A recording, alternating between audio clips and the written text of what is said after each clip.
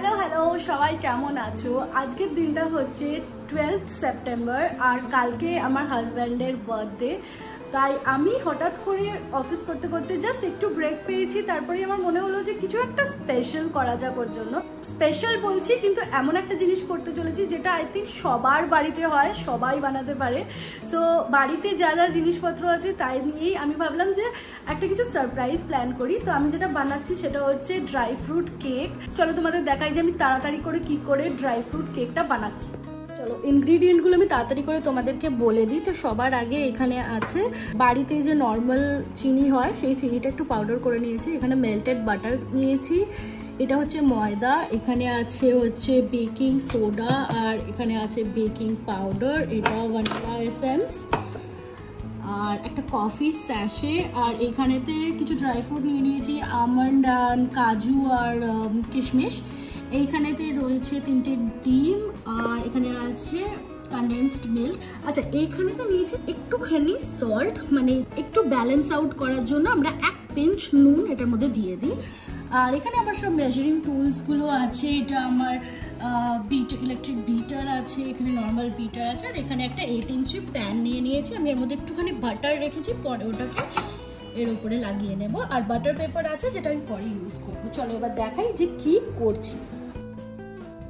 ফার্স্টে একটা বোলের মধ্যে আমি 3টে ডিম ফাটিয়ে নিলাম, আর ডিমগুলোকে ভালো করে আমার ইলেকট্রিক বিটারটা দিয়ে বিট করে নিলাম। 2 থেকে 3 মিনিট ভালো করে বিট করে নেওয়ার পরে আমি ওর মধ্যে দিয়ে দিলাম 1/4 কাপ অফ মেল্টেড বাটার। আবার এটাকে ভালো করে 2 থেকে 3 মিনিটের জন্য বিট করে নেওয়ার পরে এর মধ্যে দিয়ে দিলাম 1 টিস্পুন ভ্যানিলা এক্সট্র্যাক্ট। এতে অ্যাড করলাম 2 টেবিলস্পুন সুগার আর half can condensed milk. Liquid ইনগ্রিডিয়েন্টগুলো সব অ্যাড করে নিয়েছি। এবার এই মিক্সচারটাকে খুব ভালো করে 5 মিনিট ধরে বিট করতে হবে। সব ভালো করে মিক্স হয়ে যাওয়ার পর এতে আমরা অ্যাড করব আমাদের যে ড্রাই ইনগ্রিডিয়েন্টগুলো আছে সেগুলো, যেমন ময়দা, বেকিং সোডা, বেকিং পাউডার আর 1 পিঞ্চ সল্ট। আমি একটু কফিও অ্যাড করি, কিন্তু এটা কমপ্লিটলি অপশনাল, তোমরা চাইলে নাও দিতে পারো। মাঝে দুটো কাজ করে নিচ্ছি, ড্রাই ফ্রুটগুলোতে ময়দা লাগিয়ে নেব আর ওভেনটাকে 10 মিনিটের জন্য প্রিহিট করে নেব। এবার আমার ড্রাই ইনগ্রিডিয়েন্টগুলোকে খুব ভালো করে হুইস্ক করে নিচ্ছি লিকুইড ইনগ্রিডিয়েন্টগুলোর সাথে। আমরা কিন্তু এখানে বিট করব না, আস্তে আস্তে হাতে করে ভালো করে হুইস্ক করব 2 থেকে 3 মিনিটের জন্য। এবার আমার কেক টিনটার মধ্যে যে বাটারটা ছিল সেইটা দিয়ে আমি ভালো করে টিনটাকে গ্রিস করে নিচ্ছি, আর একটুখানি ময়দা নেব, নিয়ে ওটাকে কোট করে দেব। এতে আমাদের যে কেকটা আছে সেটা টিনের সাথে লেগে যায় না। আমি অবশ্য একটা বাটার পেপারও ইউজ করছি, এই বাটার পেপারটা আমি বাড়িতেই বানিয়ে নিয়েছি। এবার আমার কেক মিক্সটা নিয়ে নিচ্ছি, আর ড্রাই ফ্রুট কেকের জন্য কিন্তু আমাদের এই রকমই একটা মিক্সচার দরকার, কনসিস্টেন্সিটা ঠিক এইটাই হবে।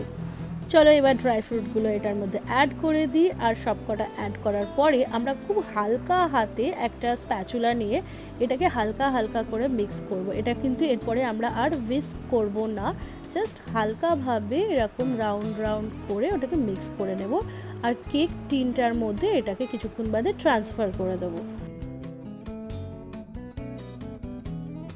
লাস্টে কিছুটা ড্রাই ফ্রুটস ওপর থেকে ছড়িয়ে দিচ্ছি। তবে আমার যে গার্নিশের জন্য গোটা ড্রাই ফ্রুটসগুলো আছে সেগুলো আমি বেক হতে হতে পরে অ্যাড করি। এবার এটাকে মাইক্রোওয়েভে কনভেকশন মোডে 45 মিনিটসের জন্য বেক হতে দেব। অ্যান্ড টাডা, দেখো কি সুন্দর আমার ড্রাই ফ্রুট কেক একদম রেডি হয়ে গেছে। কেমন দেখতে লাগছে আমার কেকটা বলো? আর হ্যাঁ, লাইক আর সাবস্ক্রাইবটা করতে ভুলে যেও না কিন্তু। চলো আবার দেখা হবে, আজকের জন্য এটুকুই, বাই।